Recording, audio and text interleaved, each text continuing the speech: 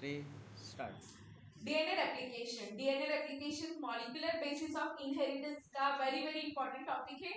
According to board NEET and CET board के लिए theory के लिए 4 मार्क्स के लिए ये क्वेश्चन ऑलवेज पूछे जाते हैं। सो डीएनए रेप्लिकेशन क्या है? तो सबसे पहले हम डीएनए को जानते हैं, फिर हम रेप्लिकेशन के बारे में बात करेंगे। इजी लैंग्वेज में डेफिनेशन ये है कि डीएनए खुद मरने के पहले खुद को डिवाइड करके रखता है ताकि वो वही काम कर सके, genetic material one generation to next generation transfer कर सके। इसीलिए वो खुद को डिवाइड करके खुद के जैसे सेम आइडेंटिकल कॉपीज बनाता है। ओके, कोई डिफरेंस नहीं रहेगा, उसे हम डीएनए रेप्लिकेशन कहते हैं। अब रेप्लिकेशन होता कहाँ पे?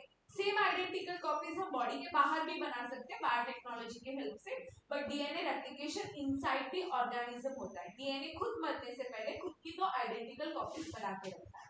ओके, तो सबसे पहले डीएनए होता क्या है, कहाँ पे प्रेजेंट है? डीएनए जेनेटिक मटेरियल कैरी करता है one generation to next generation. तो आपको अगर डीएनए बोला कि आपको कहाँ सर्च करना है, तो आप कहाँ जाओगे? सेल के अंदर जाओगे। सेल में कहाँ रहेगा? तो न्यूक्लियस के अंदर जाओगे, और न्यूक्लियस में क्रोमोसोम के ऊपर डीएनए होता है। जस्ट देखो, ये आपका एक सेल है। ओके, एनिमल सेल है, सेल वॉल एब्सेंट है बट न्यूक्लियस प्रेजेंट है। न्यूक्लियस के अंदर ये जो ब्लैक कलर के हैं वो डीएनए क्रोमोसोम से, और क्रोमोसोम्स के वहां आपके डीएनए प्रेजेंट है। जो मैंने पिंक कलर में बताई वो आपके डीएनए है। अब डीएनए की लोकेशन समझ में आई। डीएनए को और एक है न्यूक्लिक एसिड बोलते हैं। क्यों डीएनए को न्यूक्लिक एसिड बोलते हैं?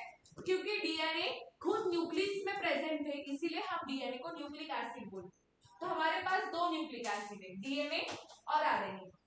ये एक बात हो गई कि डीएनए को हम न्यूक्लिक एसिड बोलते हैं क्योंकि वो न्यूक्लियस के अंदर प्रेजेंट है और फॉस्फेट बॉन्ड प्रेजेंट है। ठीक है, डीएनए का बैकबोन फॉस्फेट से बना है, वो सब हम बाद में बात करते हैं। ओके, तो लोकेशन पता चली कि सेल के अंदर न्यूक्लियस, न्यूक्लियस के अंदर क्रोमोसोम, क्रोमोसोम के ऊपर DNA.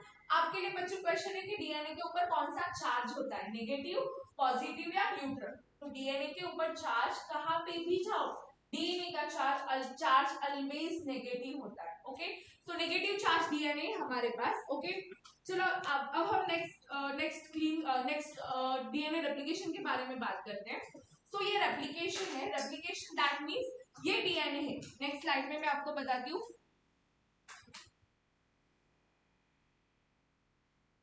Okay, the DNA replication is the process by which the cell duplicates its genetic material before divide. अब DNA one generation to next generation, hereditary या फिर आपके जो भी जीन है वो पास करते हैं। अगर डीएनए खत्म हो जाए तो नेक्स्ट जनरेशन की जाएंगे नहीं, तो वो खुद को डिवाइड करके रखता है। इसे हम डीएनए रेप्लिकेशन बोलते हैं। बेसिक हम एक डायग्राम को समझ पाते हैं। देखो, ये डीएनए आपका डबल स्टैंडर्ड है। डीएनए आपका डबल स्टैंडर्ड होता है प्लस डबल हेलिकल होता है। Double helical that means one stand दो हेलिकल में। देखो, डीएनए डबल स्टैंडर्ड भी हो गया और डीएनए डबल हेलिकल भी हो गया। Okay, DNA. अब इस डीएनए को आपको ब्रेक करने के लिए, इसका डबल स्टैंड आपको ब्रेक करना पड़ता है। ठीक है, तो आप कैसे ब्रेक करोगे डबल स्टैंड? ये डबल स्टैंड है विद डबल हेलिकल। ठीक है, सपोज मान लेना ये डबल स्टैंड डबल हेलिकल। तो ये हो गया, आपने शुरू किया ब्रेक करना। डीएनए के डबल स्टैंड पहले सेपरेट होने चाहिए। अब सेपरेशन में एक एंजाइम आता है, उसका नाम है helicase. Which enzymes are unbinding the DNA to strand? तो हेलिकेज एंजाइम आता है। कौन सा एंजाइम आता है? हेलिकेज एंजाइम आता है, और वो स्टार्ट करता है यहां से आपका डीएनए को ब्रेक करना। डीएनए के दो स्ट्रैंड ब्रेक करता है। अब कौन सा बॉन्ड ब्रेक होगा? तो याद रखना, डीएनए के दो स्ट्रैंड के यहाँ पे बीच में हाइड्रोजन बॉन्ड होता है। कौन सा? हाइड्रोजन। तो अब क्वेश्चन ये है कि अनवाइंडिंग एंजाइम कौन सा है डीएनए रेप्लिकेशन का? अनवाइंडिंग मींस दो स्ट्रैंड को सेपरेट करना। तो हेलिकेज है, हेलिकेज आया, डीएनए को ब्रेक करना स्टार्ट किया, बट डीएनए का कौन सा बॉन्ड ब्रेक किया? तो डीएनए का हाइड्रोजन बॉन्ड ब्रेक होता है बच्चों। कौन सा बॉन्ड ब्रेक होता है? Hydrogen bond. देखो, फिर स्टार्ट किया और फिर ये बना रेप्लिकेशन फॉर्म। अब समझ में आया आपकी बुक में ऐसे डायग्राम क्यों है? ये हो गया आपका रेप्लिकेशन फॉर्म। अभी ये डीएनए डबल स्टैंडर्ड सेपरेट होने लगा है। क्या होने लगा है? सेपरेट होने लगा है, यानी कि आपको एक डीएनए से दो डीएनए मिलेंगे। देखो कैसे, यहाँ पे एक स्टैंड बनेगा और यहाँ पे एक स्टैंड बनेगा, फिर डीएनए दो मिले, मतलब एक डीएनए से आपको दो कॉपीज ऑफ सेम डीएनए के मिलती। अब प्रीवियस स्लाइड पे चले जाते हैं। ओके, ये है आपकी प्रीवियस स्लाइड, जो मैंने डायग्राम सीधी बताई थी। जैसे ही वो हॉरिजॉन्टल, ठीक है, वो वर्टिकल थी। तो ये रेप्लिकेशन फॉर्म है। तो ये डीएनए हो गया आपका। अब डीएनए के बारे में और एक बात, डीएनए ऑलवेज एंटी पैरेलल होता है। देखो एक स्ट्रैंड 5 कार्बोनेट से बना होता है तो एक स्ट्रैंड 3 कार्बोनेट से बना होता है। जो 5 कार्बोनेट से बना होता है वही अपोजिट उसका 3 स्ट्रैंड होता है और यहाँ पे 5 ही यहाँ पे 3 होता है। ठीक है, इसके लिए मैंने प्रीवियस लेक्चर बनाया, आप उसी में देख सकते हो 5 स्ट्रैंड 3 स्ट्रैंड। बट हम डीएनए रेप्लिकेशन की बात करें तो देखो पहले डीएनए डबल स्ट्रैंडेड था, उसने खुद को सेपरेट करना स्टार्ट किया तो एक एंजाइम आया था हेलिकेस एंजाइम। कौन सा एंजाइम आया था?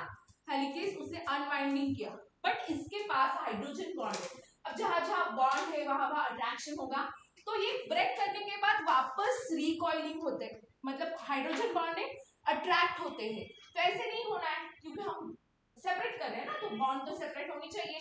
तो यहाँ पे हर एक सेपरेट बैंड के ऊपर, हर एक सेपरेट बॉन्ड के ऊपर आपका सिंगल स्टैंडर्ड प्रोटीन बैठता है। कौन सा protein? SSB protein, single standard binding protein. Okay, single standard binding protein दोनों सेपरेट स्टैंड पे बैठा है। ये जो स्काई ब्लू कलर का है ना वहां पे बैठा है सिंगल स्टैंडर्ड बाइंडिंग प्रोटीन। अब ये सिंगल स्टैंडर्ड बाइंडिंग प्रोटीन करते क्या है? तो हेलिकेस ने अनबाइंड किया है, हाइड्रोजन बॉन्ड की वजह से वो वापस रिकॉइल होंगे तो ये सिंगल स्टैंड बाइंडिंग प्रोसेस इन्हें रिकॉइल होने से बचाता है। ठीक है, अब क्या होगा? अब प्रॉपर रेप्लिकेशन शुरू होगा, न्यू स्ट्रैंड स्टार्ट होना स्टार्ट हो जाएगा। बट अभी न्यू स्ट्रैंड बनाता है डीएनए पॉलीमरेज। कौन बनाता है? DNA polymerase. न्यू स्ट्रैंड बनाता है डीएनए पॉलीमरेज। अब तक हमने 3 एंजाइम्स किए, वापस इसे रिपीट करते हैं। सबसे पहले एंजाइम्स बॉडी में आता है हेलिकेस, वो डबल स्ट्रैंड डीएनए को सेपरेट करता है। सेपरेट कैसे करता है? हाइड्रोजन बॉन्ड ब्रेक करता है। तो हाइड्रोजन बॉन्ड ब्रेक किसने किया? हेलिकेस ने। किसने किया? हेलिकेस। ठीक है, हेलिकेस। यहाँ पे मैं लिखती हूँ हेलिकेस ने ब्रेक किया। अब ब्रेक किया हुआ हाइड्रोजन बॉन्ड में कुछ तो अट्रैक्शन होगा, तो उस अट्रैक्शन की वजह से ये वापस रिकॉइल होंगे। तो सिंगल स्टैंडर्ड बाइंडिंग प्रोटीन यहाँ पे आके बैठता है जो पैरेंटल स्टैंड है। देखो ये बेबी स्टैंड है, ये न्यू बने हुए, इस पैरेंटल स्टैंड को बैठ गया। अब हो गया स्टैंड सिंथेसिस होना स्टार्ट। डीएनए पॉलीमरेज आता है और स्टैंड बनाता है। बट डीएनए पॉलीमरेज की ना बच्चों एक कंडीशन है, डीएनए पॉलीमरेज की बच्चों एक कंडीशन है कि मैं स्टैंड बनाऊंगा ना तो ऑलवेज 5 to 3 डायरेक्शन बनाऊंगा। डीएनए पॉलीमरेज की कंडीशन है कि मैं स्टैंड बनाऊंगा 5 to 3 डायरेक्शन। कौन से डायरेक्शन में? 5 to 3 डायरेक्शन। अब डीएनए के डबल स्टैंड देखो, यहाँ पे 5 है तो अपोजिट स्टैंड 3 चाहिए, तब उसकी कंडीशन कहाँ फील होगी कि वो खुद 5 to 3 बनेगा ना, खुद 5 to 3 बन रहा है तो यहाँ पे तो नहीं बन सकता है, वो यहाँ पे बनेगा 3 स्टैंड के अपोजिट बनेगा क्योंकि डीएनए का डबल स्टैंड एंटी पोलैरिटी होती है। तो उसने बनाना स्टार्ट किया, देखो 5 to 3, 5 to 3 हो गया। उसे बोलते हैं हम कंटिन्यूस स्ट्रैंड और उसे ही हम लीडिंग स्टैंड बोलते हैं। कौन सा स्टैंड? Leading stand. देखो ये पैरेंटल स्टैंड था क्योंकि ये जो आपका है ना वो पैरेंटल डीएनए, ये कौन सा स्टैंड है फिर? Parental stand. और ये आपके न्यू बने हुए फ्री वाले कॉम्प्लीमेंट्री। तो सबसे पहले डीएनए पॉलीमरेज आया, उसने एक कॉम्प्लीमेंट्री स्टैंड बनाना स्टार्ट किया। ओके, तो वो कॉम्प्लीमेंट्री डीएनए पॉलीमरेज की एक कंडीशन थी कि मैं 5 to 3 बनूंगा। तो ठीक है भाई तू 5 to 3 बनना, लेकिन कहाँ बनेगा? यहाँ पे तो ऑलरेडी 5 to 3 पैरेंटल स्टैंड है तो यहाँ पे नहीं बन सकता है। तो उसने कंडीशन फुलफिल की, यहाँ पे 3 एन के सामने एग्जैक्ट उसने रेप्लिकेशन फॉर्क, ये आपका रेप्लिकेशन फॉर्क है, टुवर्ड्स रेप्लिकेशन फॉर्क एक स्टैंड बनाया, उसका नाम था 5 to 3 और उसे हम लीडिंग बोले। लीडिंग क्यों? क्योंकि वो डिसकंटिन्यू है। कैसे है? कंटिन्यूअस है। कैसे है? कंटिन्यूअस है। तो अब क्वेश्चन ये है कि लीडिंग स्टैंड किसने बनाया? देखो डीएनए का स्टैंड डीएनए पॉलीमरेज बना, कौन से डायरेक्शन से बनता है? तो डीएनए पॉलीमरेज की कंडीशन कहीं पे भी जा वो खुद 5 to 3 डायरेक्शन बनेगा। तो वो 3 प्राइम एंड के सामने बनने स्टार्ट किया और टुवर्ड्स रेप्लिकेशन फॉर्क बना। ठीक है, ये कंटिन्यू, ये क्लियर हो गया। और उसे हम लीडिंग स्टैंड बोलते हैं, उसे हम लीडिंग स्टैंड बोलते हैं। कौन सा स्टैंड बोलते हैं? Leading stand. डन। अब एक हो गया। अब ये देखो वापस आपको डीएनए, यहाँ पे नाइट्रोजन बेस वापस बनने स्टार्ट हो गई, ये हो गया एक डीएनए। ये वाला भी तो पैरेंटल स्टैंड बाकी है, यहाँ पे भी एक न्यू कॉपीज बनेगी।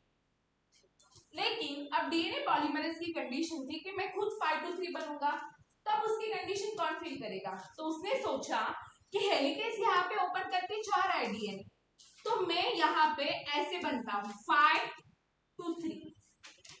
देखो इसे यहाँ पे 5 एंड अब देखना डीएनए आपका कैसे बना है, एक यहाँ पे 5 है, यहाँ पे आपका 3 एंड है, तो इससे 5 और 3 एंड बना। बट ये बनते समय ये थोड़ा सा डिसकंटिन्यू हुआ। क्यों डिसकंटिन्यू हुआ?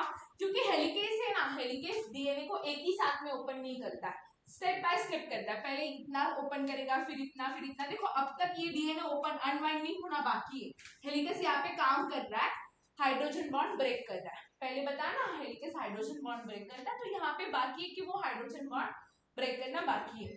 तो यहाँ से फिर ऐसे डिसकंटिन्यू स्ट्रैंड बनेंगे। देखो डिसकंटिन्यू डिसकंटिन्यू डिसकंटिन्यू स्ट्रैंड बनते जा रहे हैं, क्योंकि हेलिकेज ने अभी तक पूरा डीएनए को ओपन नहीं किया। इसीलिए ये जो डिसकंटिन्यू स्ट्रैंड है वो देखो टुवर्ड्स रेप्लिकेशन फॉर्क नहीं बन रहे, away from the replication fork बन रहे। तो दो क्वेश्चन मैं पूछती हूँ कि लीडिंग स्ट्रैंड टुवर्ड्स फॉर्क बनता है, देखो ये रेप्लिकेशन फॉर्क है, इस एरिया को हम रेप्लिकेशन फॉर्क बोलेंगे। Leading strand towards replication fork बनता है, और लैगिंग स्ट्रैंड उसके ही जस्ट अपोजिट स्ट्रैंड पे away from the replication fork बनता है। दो क्वेश्चन हो गए। और देखो लीडिंग स्ट्रैंड कंटिन्यू है क्योंकि उसे एग्जैक्ट 5 to 3 डायरेक्शन मिली थी, बट लैगिंग स्ट्रैंड, जो लैगिंग स्ट्रैंड है, ये लीडिंग स्ट्रैंड है, ये लैगिंग स्ट्रैंड है, ये लैगिंग स्ट्रैंड डिसकंटिन्यू बन रहा है।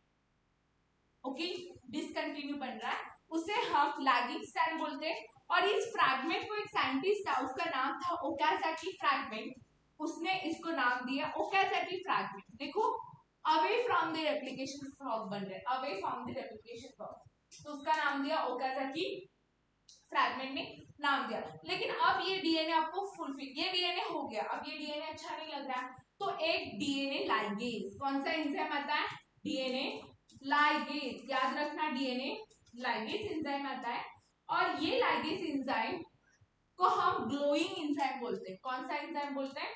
ग्लोइंग एंजाइम बोलते हैं, क्योंकि ये जो फ्रैगमेंट अच्छे नहीं लग रहे थे ना, इसे ये लाइगेज फिल कर देता है। क्या करता है? फिल कर देता है। तब अब आपको तो सेपरेट स्ट्रैंड मिल गए, बस यही प्रोसेस है डीएनए रेप्लिकेशन।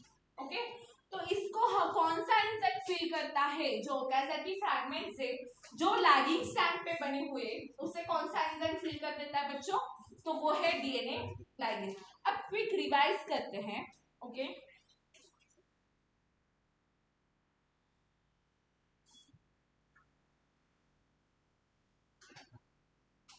ओके, अब हम क्विक रिवीजन करते हैं कि सबसे पहले क्या हुआ। सबसे पहले मैं बताती हूँ क्या हुआ। ये जो डबल स्टैंडर्ड डीएनए था, ओके, इसे हमको पहले अनवाइंड करके सिंगल स्टैंडर्ड बनाया था। तो कौन सा एंजाइम आया? सबसे पहले एंजाइम आया हेलिकेज, जो अनवाइंडिंग एंजाइम है, जो डीएनए का डबल स्टैंड ब्रेक करता है। कौन सा बॉन्ड? यहाँ पे हाइड्रोजन बॉन्ड है, वो ब्रेक किया, तो आपको ऐसे रेप्लिकेशन फॉर्म मिलेगा। ठीक है, अब ये डबल स्टैंड सिंगल स्टैंड हो गए, इन्हें हम टेम्पलेट स्टैंड बोलते हैं। इन्हें क्या बोलते हैं? टेम्पलेट, जो पैरेंटल स्टैंड से बने, टेम्पलेट स्टैंड बोलते हैं। ओके, अब यहाँ पे और यहाँ पे ना डीएनए स्ट्रैंड बनना स्टार्ट होगा, लेकिन इनके पास हाइड्रोजन बॉन्ड ब्रेक हुआ है, दो डीएनए के डबल स्ट्रैंड के सामने हाइड्रोजन बॉन्ड होता है, अट्रैक्शन होता है, तो फिर यहाँ पे आपका single standard binding protein attach हुआ। क्या नाम है बच्चों? सेकंड एंजाइम का सिंगल स्टैंडर्ड बाइंडिंग प्रोटीन, ये अटैच हो गया। क्यों? अनबाइंड नहीं होना चाहिए, हाइड्रोजन बॉन्ड की वजह से ये दोनों वापस बन के वापस डीएनए बनेगा, हमारा काम ही नहीं होगा। तो इन्होंने सिंगल स्टैंडर्ड बाइंडिंग प्रोटीन बनाना शुरू किया, मतलब यहाँ पे अटैच होगा, यहाँ पे अटैच होगा, दोनों स्टैंड पे अटैच होता है। फंक्शन है अनबाइंडिंग रखना, अनकॉइलिंग करना। थर्ड आता है आपका डीएनए पॉलीमरेज। डीएनए पॉलीमरेज ने क्या बताया? डीएनए पॉलीमरेज का एक कंडीशन था कि भाई मैं बनूंगा ना तो 5 to 3 बनूंगा। अब 5 और 3 क्या है? तो ये एंटी पैरेलल डीएनए के 5 कार्बोनेट शुगर और 3 कार्बन, एक अगर यहाँ पे 5 कार्बोनेट शुगर है ना, तो उसके अपोजिट स्टैंड पे 3 रहेगा। अगर ये 3 है तो ये 5 होगा, और ये 5 है तो ये 3 होगा। ठीक है, ऐसे है हमारी anti parallel. But DNA polymerase की कंडीशन क्या है? देखो मैं इसे हाईलाइट करूं, इसका कहना है कि मैं 5 to 3 बनूंगा। अब ये 5 to 3 है, तो देखो ये 5 to 3 है, तो यहाँ पे बन नहीं पाएगा, क्योंकि ये भी 5 to 3 है। हमें डीएनए को कैसे बनाना है? अगर ये स्टैंड 5 to 3 है ना, तो ये 5 to 3 होना चाहिए। यहाँ पे 5 शुगर है, तो यहाँ पे 3 सामने सामने, तो यहाँ पे 5 to 5 नहीं बनेगा, तो वो ऐसे बनेगा। देखो डीएनए पॉलीमरेज का न्यू स्ट्रैंड बन गया 5 to 3 डायरेक्शन। अब हो गया आपका डीएनए फुलफिल, ये 5 डायरेक्शन, यहाँ पे 3 डायरेक्शन आएगा। अब ये कंटिन्यू बना, हम इसे लीडिंग स्ट्रैंड देंगे। क्या नाम है? लीडिंग स्ट्रैंड, जो कंटिन्यू बना, लीडिंग स्ट्रैंड। अब वापस यहाँ पे भी तो बॉन्ड बनाना है, तो फिर वापस डीएनए पॉलीमरेज पर बोलेगा मैं 5 to 3 बनूंगा। तो अगर ये 5 to 3 बनने गया तो ये डीएनए पॉसिबल नहीं है। यहाँ पे 5 और यहाँ पे 5, आपको एंटी पैरेलल बनना चाहिए। यहाँ पे 5 तो यहाँ पे 3 होगा और यहाँ पे 5 होगा, मतलब यहाँ पे 5 होगा।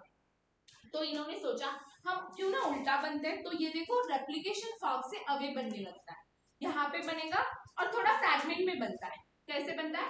फ्रैगमेंट में बनता है, क्योंकि हेलिकेज अनवाइंड स्लोली करता है, इसलिए ये फ्रैगमेंट में बनता है। अब इस फ्रैगमेंट और इस स्ट्रैंड को हमने नाम दिया है लैगिंग स्ट्रैंड। कौन सा नाम? Lagging strand. अब ये हो गया आपका लैगिंग स्ट्रैंड। ओके, ये हो गया आपका लैगिंग स्ट्रैंड। अब ये लैगिंग स्ट्रैंड आपको डिसकंटिन्यू दिख रहा है। देखो बच्चों, क्वेश्चन है लीडिंग स्ट्रैंड डिसकंटिन्यू है या लैगिंग स्ट्रैंड? तो lagging strand. Leading strand towards replication fork जा रहा है और lagging strand away from the replication fork जा रहा है। ठीक है, ये ऐसे बनते जाएगा। ये हो गया आपके दो स्ट्रैंड। पर अभी भी ना ये फ्रैगमेंट ना सफिशिएंट नहीं है, यहाँ पे कोई भी नाइट्रोजन बेस पेयर नहीं होता है। तो इस फ्रैगमेंट को एक ओकाज़की साइंटिस्ट ने नाम दिया Okazaki fragment. Okay, Okazaki fragment. Okazaki fragment. अब बताओ आपको लीडिंग स्ट्रैंड में दिख रहे हैं या लैगिंग स्ट्रैंड? तो लैगिंग स्ट्रैंड में दिख रहे हैं। अब इसे ग्लो फिल करने के लिए फोर्थ एंजाइम आएगा लाइगेज। क्या आएगा? लाइगेज। अब देखो ये लाइगेज आता है और यहाँ पे फुलफिल करता है, देता है, यहाँ पे पूरा भर देता है। अब आपका लैगिंग फुलफिल हो गया, डीएनए लाइगेज ने उसे ग्लो कर दिया। तो देखो हेलिकेज अनवाइंड करता है, SSP single stranded binding protein unbinding होने से बचाता है। DNA polymerase new strand DNA synthesis करना स्टार्ट करता है। और लाइगेज क्या करता है? जो ओकाज़की फ्रैगमेंट्स थे जो डिसकंटिन्यू थे, इससे हमारा डीएनए फुलफिल नहीं हो पा रहा था, इसे वो फिल कर देता। अब देखो आपको एक डीएनए से, एक प्राइमरी डीएनए से आपको 1 कॉपी और सेकंड कॉपी आइडेंटिकल मिलती है। अब ये मैम स्ट्रेट क्यों? अब ये कॉइल हो जाएगी, मैंने डायग्राम के लिए और आपकी बुक को आपको समझने के लिए ऐसे बताया, ये वापस कॉइल हो जाएगी। तो ये आपका पूरा हो गया डीएनए रेप्लिकेशन। एक single parental copy of DNA की वजह से आप उसको 2 स्ट्रैंड में डिवाइड करके 2 डीएनए बनाते। कितने डीएनए बनाते हैं? 2। अब ये जब मैच्योर होंगे ना, ये वापस डीएनए बनेगा, ये वापस डबल स्ट्रैंड को सिंगल स्ट्रैंड में सेपरेट कर देगा। ऐसे ही हम डीएनए की साइकिल हमारे बॉडी में चलती रहेगी। सेम डीएनए की मल्टीपल कॉपीज हम लैब में बना सकते हैं, जैसे कि सपोज मर्डर केस है, मिसिंग बेबी केस है, तब भी हम डीएनए को स्टडी करने के लिए हम एक कॉपी से बहुत सारे कॉपीज बनाते हैं, बट ये लैब में बनाते हैं। डीएनए रेप्लिकेशन क्या होता है? हमारे बॉडी के अंदर, नॉट हमारे each and every living organism जिनके पास जेनेटिक मटेरियल डीएनए, वहां पे डीएनए रेप्लिकेशन होता है। Thank you.